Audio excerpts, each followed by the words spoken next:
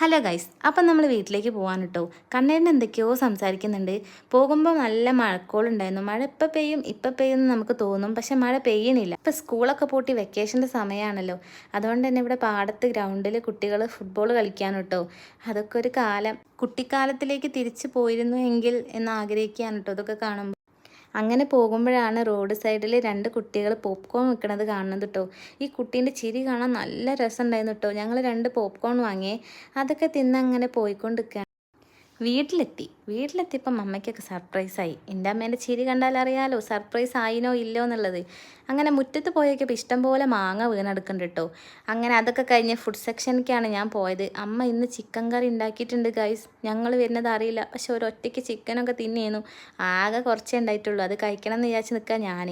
അങ്ങനെ ഇതാണ് എൻ്റെ അനിയത്തി. ഓള് നാളെ പോവുകയാണ്. എനിക്ക് ഭയങ്കര വിഷമമുണ്ട്, കാരണം എൻ്റെ മുഖം കണ്ടാൽ അറിയാലോ. പക്ഷെ ഓൾക്ക് ഒരു വിഷമമില്ല, ഓള് ഭയങ്കര ഹാപ്പിയാണ്.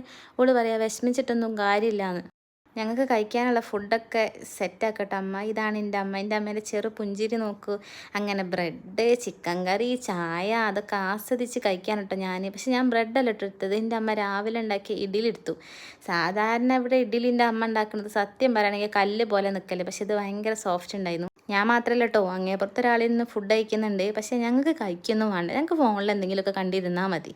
പിന്നെ കുറച്ച് കഴിഞ്ഞപ്പോൾ കറണ്ട് പോയി. ഇവിടെ കാറ്റടിച്ചാൽ കറണ്ട് പോകും. പിന്നെ ഇരുട്ടത്തിരുന്ന് ഞങ്ങൾ ഓരോ ബെഡായി പറഞ്ഞു. പിന്നെ കറണ്ട് പോയാൽ കത്തുന്ന ബൾബ് ഉണ്ടായിരുന്നു. ലാസ്റ്റ് അതും പോയി. അങ്ങനെ ഇരുട്ടത്തായി.